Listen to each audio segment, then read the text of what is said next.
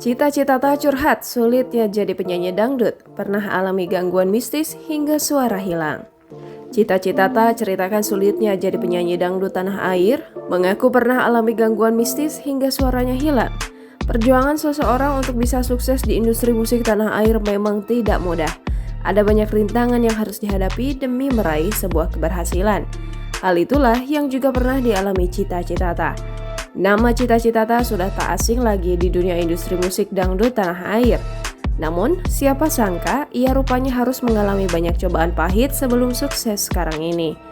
Bahkan baru-baru ini, Cita-cita tak secara terang-terangan mengaku bahwa dirinya pernah mendapat gangguan mistis.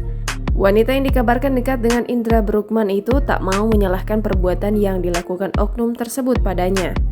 Selain itu, Cita-cita tak juga tak ingin mencari tahu lebih dalam mengenai dalang peristiwa yang dialaminya itu.